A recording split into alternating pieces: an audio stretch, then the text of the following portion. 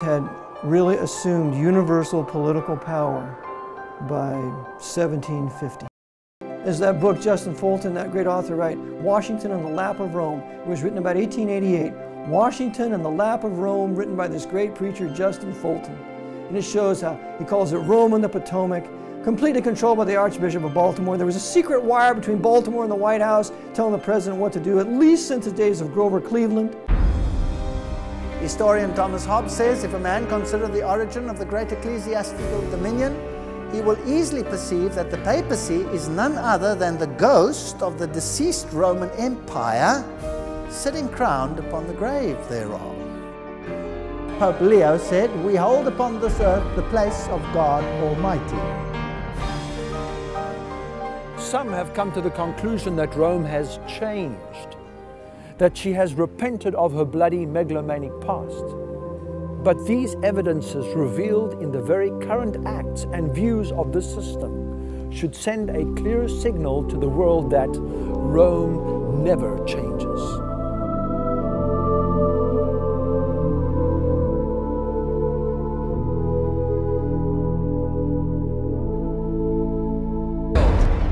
America was founded as a Christian nation, but it was also founded as an occult nation.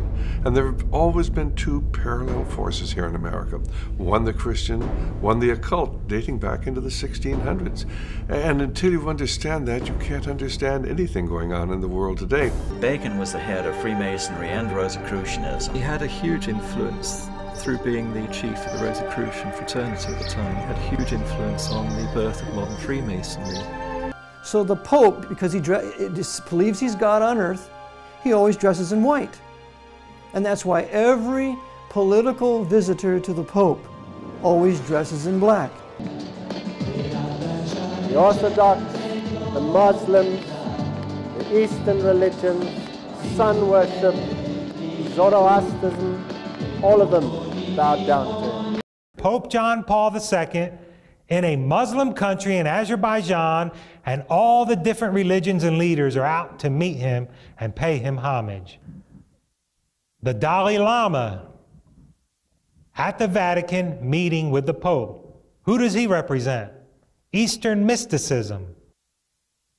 The Romanian Patriarch meeting with the Pope. In the first visit by a Roman pontiff to a mainly Orthodox country in nearly 1,000 years, the Pope embraced Romania's Orthodox Patriarch and declared the time has come to put every form of fear and suspicion between their churches behind them. Pope's Romanian visit set stage for possible Russian trip.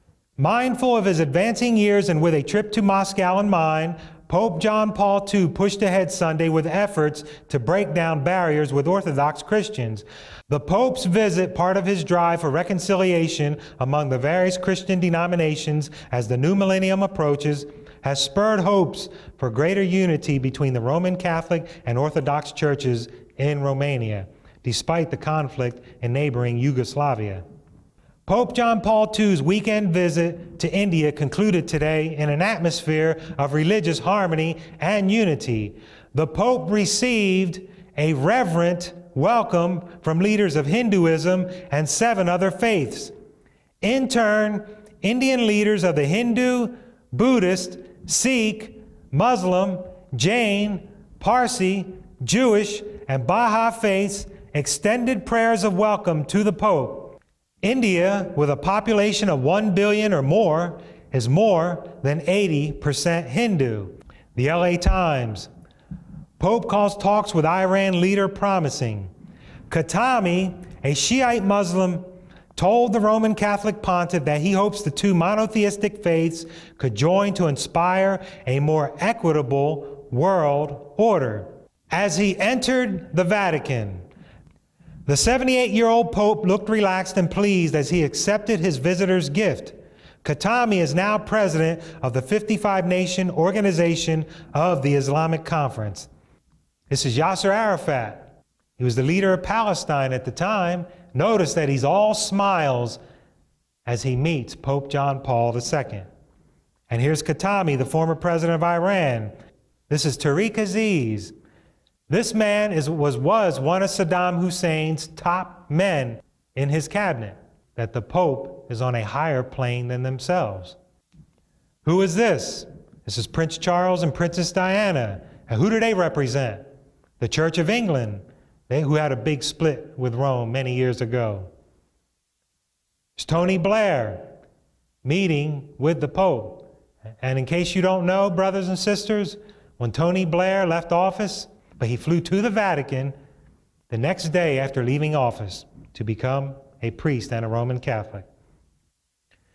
Is this man a Christian? No, this man is a communist and former president of the USSR that this man he is about to shake hands with helped to bring a collapse to, along with Ronald Reagan and the CIA, which was predicted in the Word. Sweden's Crown Princess Victoria meeting with the Pope. The Czech president meeting with the Pope. Nelson Mandela meeting with the Pope. Is this man a Christian? It's Vladimir Putin. Friend, this man is hardcore KGB, but he's at the Vatican meeting with the Pope. The Israeli Prime Minister meeting with the Pope. Even dictators are meeting with the Pope.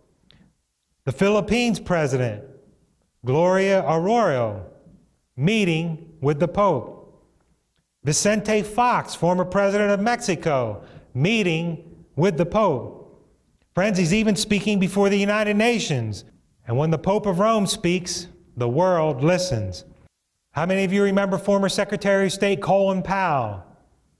Where was he at when he was the Secretary of State for this country? He was at the Vatican meeting with the Pope. Former Democratic President Jimmy Carter meeting with the Pope, and this was during his presidency. Former Republican President Ronald Reagan meeting with the Pope. Former Republican President George H.W. Bush meeting with the Pope. Former Democratic President Bill Clinton meeting with the Pope. George W. Bush meeting with the Pope. And notice they're all wearing a black suit. Laura Bush at the Vatican with her daughter meeting with the Pope.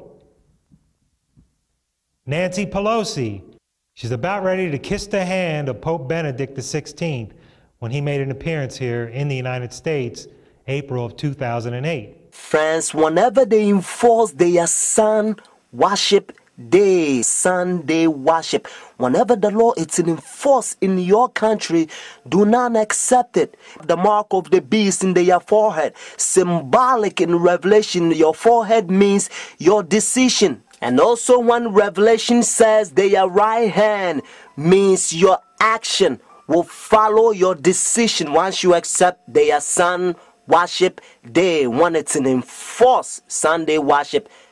Friends, take a stand. Christ is coming. He loved you so much so that when he was on the cross, Jesus Christ says, I thirst. So whenever you're in temptation, remember when he says, I thirst because of you and I. Order The Great Controversy. Notice the book, The Great Controversy, because it's preparation. It will prepare you by the grace of God